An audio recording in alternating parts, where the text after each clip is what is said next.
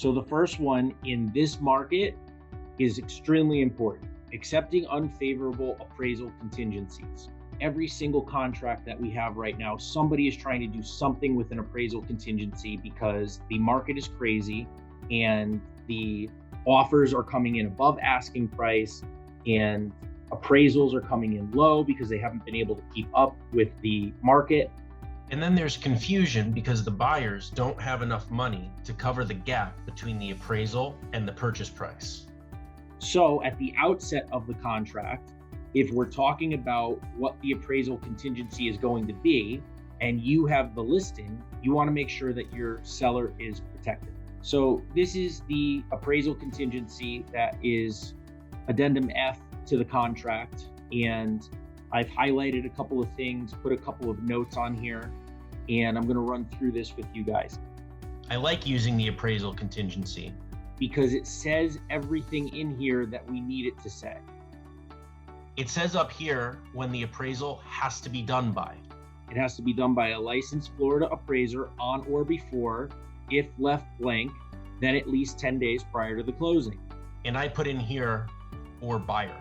If you have the listing, you want the appraisal to be done as quickly as possible because you want to know as quickly as possible whether or not that buyer is going to move forward with the contract, or if they're going to try to reduce the purchase price or something like that, depending on what the appraisal is. If you have an appraisal contingency and the buyer is allowed to get the appraisal closer to closing, even within 10 days prior to closing, if you have a 30-day closing, 10 days prior to closing is not that big of a deal. But if you extend the closing date 10 days prior to closing, all of a sudden becomes further out and the buyer has more time to do an appraisal. You don't want the buyer to change the purchase price or back out of the contract close to closing. So when you represent the seller, you want the appraisal to be done as quickly as possible. And in this market, we're trying to push buyers, agents, and lenders to get that appraisal in within 2 to 3 weeks.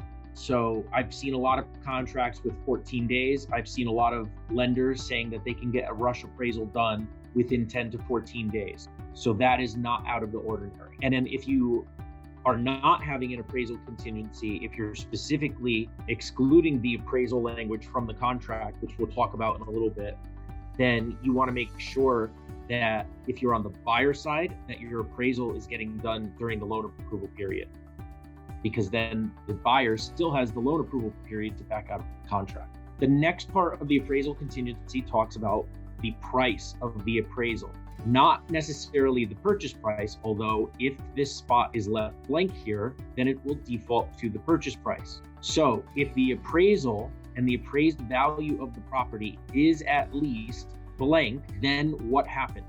And what is the blank? If you leave it blank, it's the purchase price. So let's pretend this is blank.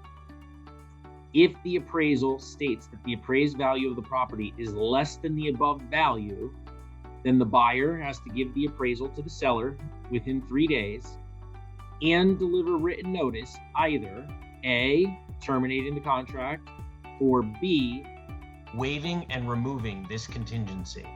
So this appraisal contingency is a buyer's contingency. It doesn't mean that they get to change the purchase price. It doesn't mean that the seller has to do anything.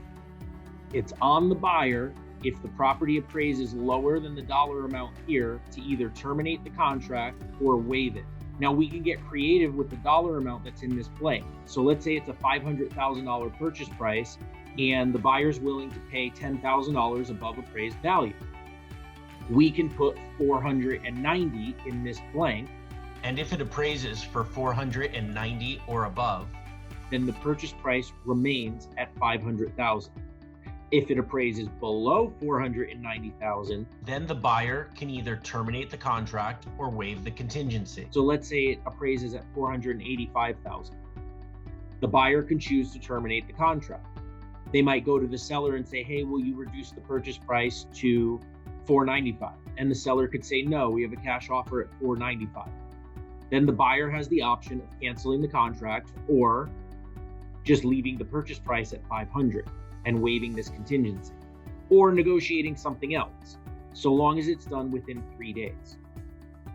Now, with the market the way that it is, a lot of people want additional language over and above what this says, and I can help you guys with that. But first, I want to talk about the second paragraph here, which talks about what happens if the buyer fails to obtain the appraisal in time. So if the buyer fails to timely obtain an appraisal, which is that first blank up here, whatever the date is, or having timely obtained the appraisal, they fail to deliver the notice of buyer's exercise to either terminate the contract or waive it above, then this contingency shall be waived and removed, meaning this appraisal contingency is moot. It's gone. So whatever it says doesn't matter. And the buyer shall continue this contract without waiving any rights in paragraph 8B, if it is checked, which is the financing section. And it references paragraph 8B because there is a section in paragraph 8B that talks about the appraisal language. This is the section in 8B that talks about the appraisal. This section tells us what happens when the buyer goes past loan approval.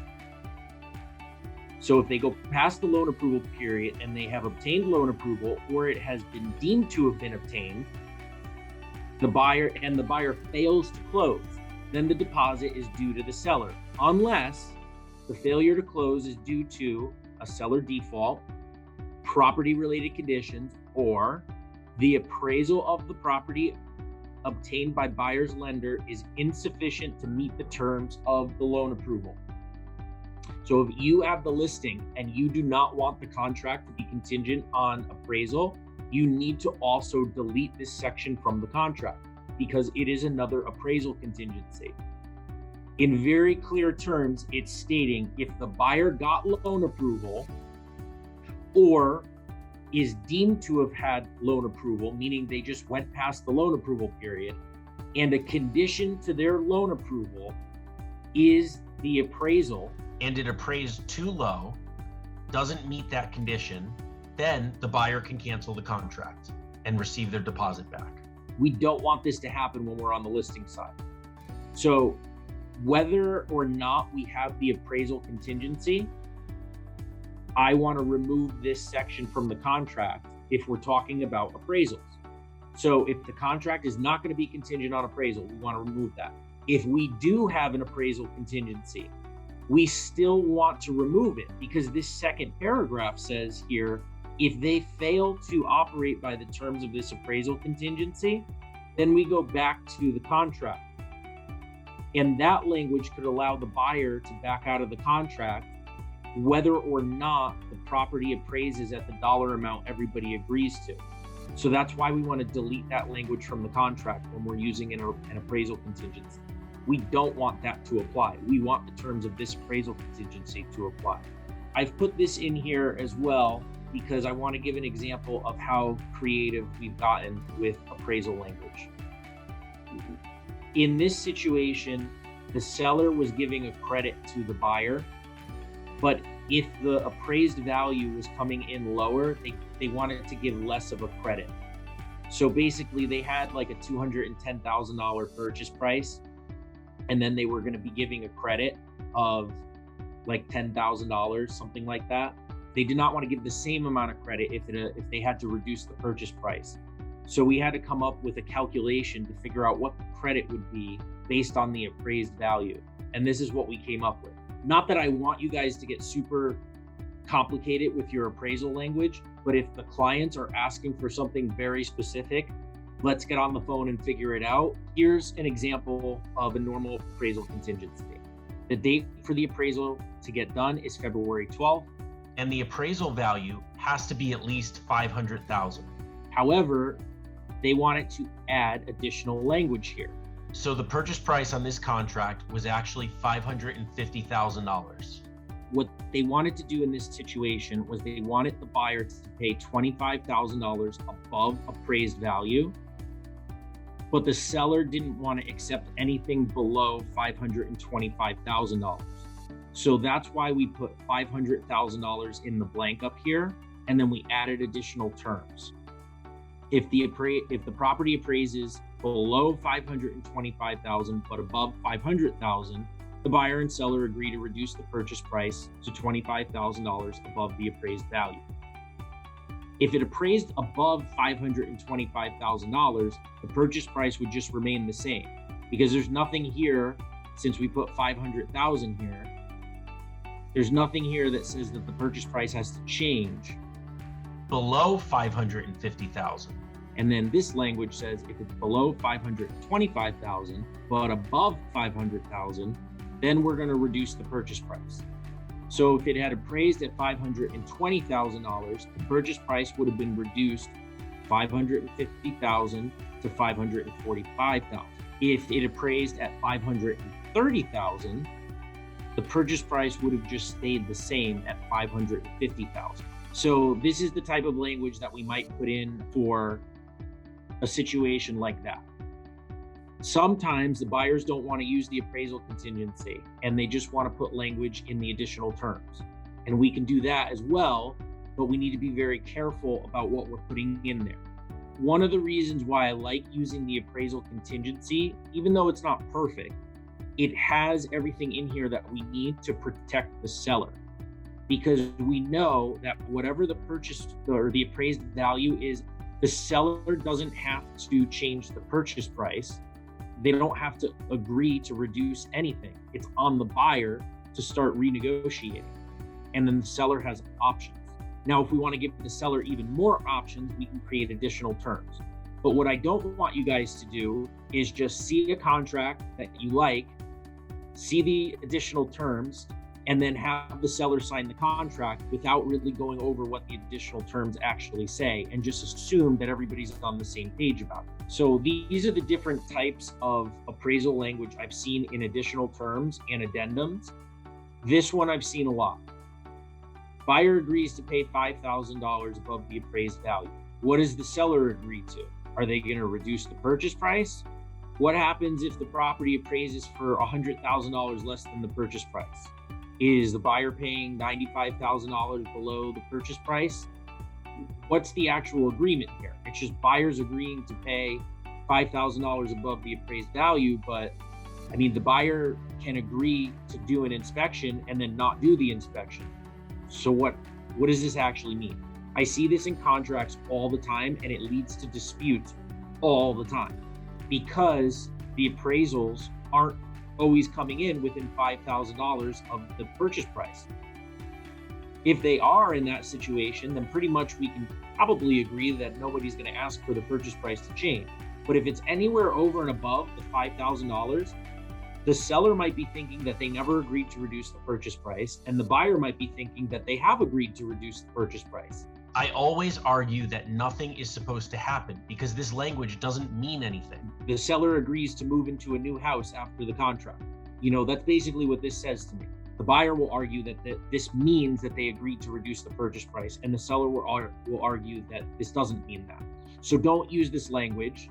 And if you see this language, we need to change it.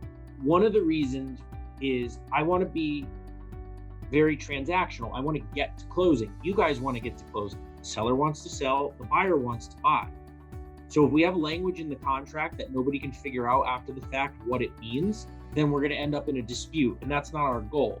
And unfortunately, I've had agents who try to write overly complicated language because they're looking for an angle for their buyer. And I've also had attorneys do that too. And we don't want to do that because at the end of the day, that's just going to cause more problems. The second example that is also bad for the seller is that the buyer and the seller agree to reduce the purchase price to $5,000 above the appraised value. Well, if you have that language in there, then you're agreeing to lock in the seller to reduce the purchase price infinitely. If it appraises at $0, then they have to agree to sell the property for $5,000.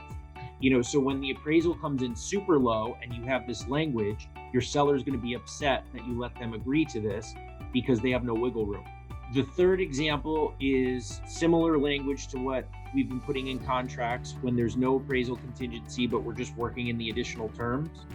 Buyer and seller agree that should the property appraise for less than the purchase price shall be reduced to $5,000 above the appraised value, not to exceed the original purchase price.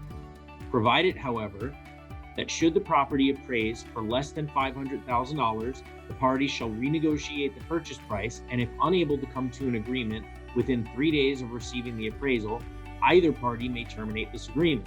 Sometimes this language will stop here. I've seen in contracts if someone's trying to mirror something that we've come up with before. But from the seller side, you also want to make sure that you put a date on when the buyer has to obtain the appraisal.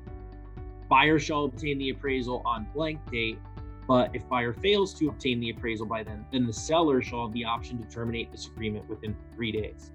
That language gives the seller more options than the appraisal contingency does, because the appraisal contingency puts the ball in the buyer's court. My point with all of the appraisal language is that if you're talking about the appraisal and an appraisal contingency, we need to have something expansive in the contract to protect the seller and to protect the buyer, depending on what the language is.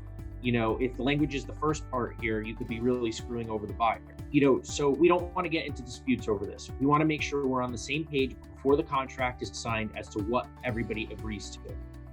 So this language here is very clear. We're going to reduce the purchase price, but we have a floor on it. If it goes below a certain dollar amount, we will not reduce it any further. We're going to renegotiate. So when you have the listing and you're crafting appraisal language, you need to know from your seller what their bottom line is. If their bottom line is the purchase price, then just use the appraisal contingency. Then the buyer is going to have to decide whether or not to move forward at the purchase price and make up the difference between the appraised value.